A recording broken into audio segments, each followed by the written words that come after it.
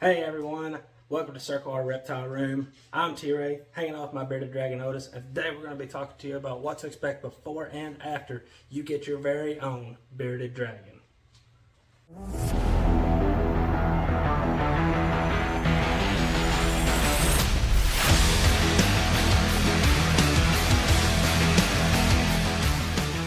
So you just got your bearded dragon, or you're about to be getting your bearded dragon. What do you need to know right up front? Well, first of all, a full-size bearded dragon like Otis here is going to need a 4 foot by 2 foot by 2 foot enclosure. Now, if you've already bought your bearded dragon and you got him in a little 10-gallon tank and he's just a little baby, that's fine. Just know you're eventually going to have to make it up to that size of enclosure. And that's going to run you about $275 kind of on the bottom end. The next thing you're going to need is you're going to need 2 hides and a water bowl. Now, you're going to need a hide for the hot side and a hide for the cold side.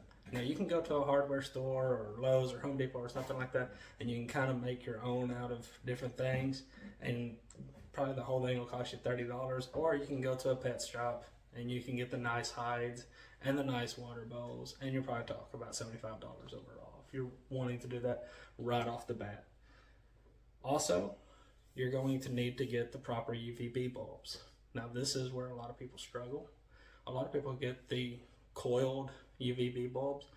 We do not really recommend these. They don't put out the proper amount of UVB for your reptile. We get the 18-inch T5 or T8 UVB bulbs.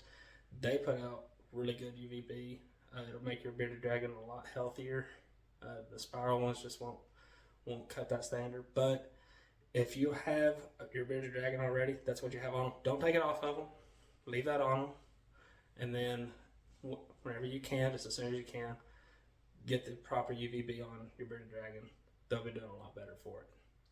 You're also going to need a heat bulb. Now, I would recommend going to like Lowe's or Home Depot or a hardware store and getting the halogen floodlights. Now, if you do this, if you're in a 10-gallon tank, I think that the 50 watt will be just perfect for what you need. If you're in a larger tank, I would say somewhere between 75 and 120 watts. And you can usually get like a 2-pack for $15. If you go to a pet store, you're probably talking about $15 per bulb. Now, I do not recommend the color light bulbs that they have for nighttime. They really don't help your bearded dragon. They may or may not cause issues. It's really not known, but we do know that it's not really good for your bearded dragon. If you want to have a nighttime heat source on them, they have heat emitters that don't produce any light. You can put that on them.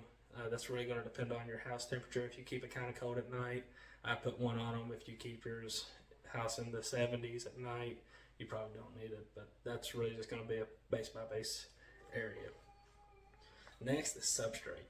Now, I do not recommend getting sand or any type of loose substrate. They can eat it and it'll impact them, which is not going to be any good. Also, I would not recommend getting the carpet. It will build up bacteria, and over time it could get your bearded dragon sick, and so we don't recommend that either. Now, what I would do, we use the shelving liners from Walmart. They're super easy. You put them in, if he poops on them, you take them out, you wash them, dry them, put them right back in, you're good to go. Also, vinyl flooring is great.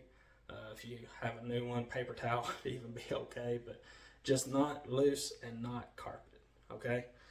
All right, and then the last thing you're gonna need really is gonna be your food for your bearded dragon. Now, I do recommend putting them on fruits and vegetables early. Adults later on, it's harder to get an adult to do fruits and vegetables once they're at that size, but as a youngling, if you can get them to start it, then you shouldn't have any problems later on. You're also going to need roaches. You can get crickets, but I'm going to tell you right now, crickets are very easy to die. And they're a lot more maintenance. You're going to need a tall tub that they can't escape from. If you get dubia roaches, you can keep them in smaller areas. They're a lot more hardy. They're a lot less work. And your bearded dragon's going to love them either way. So, and you're also going to need a little bit of variety. So I get crickets every now and then, but also hornworms and mealworms. They'll love that just fine. So to get started for your bearded dragon, you're probably talking about somewhere around $400 tank and all. That's probably not going to be spent all at once, but that's going to be what you're going to need for a complete setup. All right, so you got your bearded dragon. We're all set up. What are we expecting going down the road? All right, first of all, we're going to be replacing the UVB bulb once every 6 months. Even if it's not dead, we're going to go ahead and replace it because it's not putting out the proper amount of UVB anymore. And that's going to cost you $30 each time, so you're talking about $60 a year in UVB bulbs. Second, we're going to be getting heat bulbs every time that they go out. So we usually go through about one a month, one every month and a half, just kind of depending on the bulb. And like I said, we get the 2-pack for $15, so we're going through about $15 every 2 months. That's going to be $80 a year, so that's really not just too bad. The most expensive thing is the food, because you are going to have to buy roaches. We usually buy them from doobieroaches.com, but there's a lot of other places, and you're going to be getting fruits and vegetables. You're talking about $100 every 3 months, so $400 a year. So in total, you're talking about $600 per year. Now that sounds like a lot up front, but it's not all up front. You're talking about $50 a month for a bearded dragon. And so they're very affordable, and they're so worth it at the end. They are amazing pets. Now the next thing we're going to be talking about is maintenance.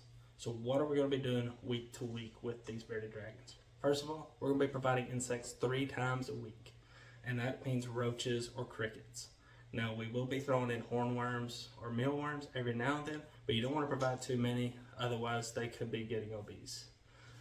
Now as far as the greens go, we're just going to refill their greens as they eat them. So if they finish a bowl or one of the bowls goes bad in a day, we're just going to put more greens in their bowl, and they can eat on that as they go. Secondly, we're going to be cleaning up their poop as they poop. There's nothing more I can say about that. It's not the most pleasant part of owning a bearded dragon. Good news is he's not gigantic, so it's not cleaning a dog's poop, but it's not going to smell good, and it's just something you're going to have to do. Just be prepared for it. It's not going to smell great.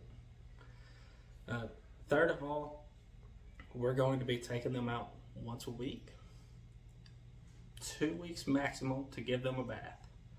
Okay, just to make sure that they're nice and clean. If they're wanting to start shedding, it'll help with that.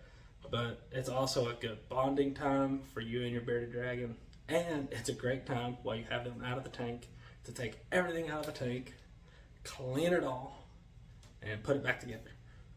And I would even suggest every once in a while just kind of shifting things around inside their tank. It'll really stimulate them and make them enjoy being with you so much more. And then lastly, and this is something I didn't know until we talked to a vet, but it's something we've started doing, and I think it's great. And we weigh our reptiles once a week. Now, if you have a dog and your dog gets sick, as soon as your dog starts feeling sick, they're going to look sick. Reptiles, like your bearded dragon here, when they get sick, they're going to be sick, and you're not going to notice. You're not going to notice. You're not going to notice. And then one day they're just going to be really bad sick. But the one way you can keep track of it is by weighing them week to week. So, and I'm not saying you should panic if they lost weight 1 week or even 2 weeks. But if you start getting on down the line, or if they're losing significant amounts of weight, then yeah, call your vet. But it's also something fun for you to do, because you can really see how fast your bearded dragon's going. You can really watch your care with it. So if they lose weight 1 week, put a little bit more food in the next week, and vice versa. You know, if they're gaining weight too fast, if they're too heavy for a bearded dragon, just cut back. But it's something fun to do, but it's also really good for you to keep up with their health, and something you can give to the vet if you think they're sick. Lastly, we're going to be talking about handling with your bearded dragon. Now you can see it doesn't take much to handle one that's socialized like Otis here. He'll just sit here and he'll chill out with me. He's not wanting to do anything. He just wants to chill out. He wants to sit on my shoulder. He wants to watch me talk, and that's about it. Now, if you got a baby and you're just starting, let's say you got a 10-gallon tank, so you got to open it up from the top and you got to come in. Whatever side your bearded dragon's not on, put your hand down on that side and come down with your hand as low as possible, okay? The last thing we want to do is we do not want to be reaching in up top, looking like we're a hawk, coming in to get them. But if we come in like this, we're still coming in over the top of them a little bit, but at least we're kind of trying to scoop them up from the bottom. Now, if you have a front opening, great. Just come in, palm up, and try to reach up underneath them and pick them up as best you can. Like I said, we just don't want to look like a predator. Second of all, once you get them out of the tank, really try not to just play with them in your hands. You can put them down on your bed, let them run around on your bed, put them up on your shoulder. Just let everything be on their terms. Let them hang out on you the way they want to hang out on you. And this will help socialize them to you, and you will be surprised at how much enjoyment you have of just having a bearded dragon on your shoulder. So I hope this helped you. It was so much fun for me to make. I'm gonna tell you, I've had a bearded dragon for a long time. This is my second one, and they are so enjoyable. I can't even tell you. They are something you just need to go and experience for yourself, but do the proper research first. This is not a dog where everybody knows everything about them. You need to research them, and if you do that and enjoy them properly, they are an amazing pet. I think they'll be great for you. Hey, I really appreciate you sticking around for this video. It has been so great doing this with you. I want to talk to you about what we've been kind of leading up to all week, and that is the 100 subscriber challenge. Now, if we get 100 subscribers by December 1st, 2022, then we will be giving one subscriber a free t-shirt like this from Circle R Creations. We have a whole lot of different designs here. So get in, hit the subscribe button, start following us. We will be putting out more content for you to watch, and hopefully you can enjoy our journey with us. We're doing a lot here. We have tegus, ball pythons, boa constrictor. We have a lot of stuff here, and we want you to be part of the journey, but we also want you to be wearing the right merch to be on that journey with us. So hit subscribe. And if we go higher, we will be giving out more free t-shirts than just the one. If we get up to 250, we'll be doing 3 t-shirts. And if we go higher, hey, we'll make up a number then. Just hit the subscribe button, follow us, and we will put out more content, and we will grow as reptile keepers together. I hope you have a beautiful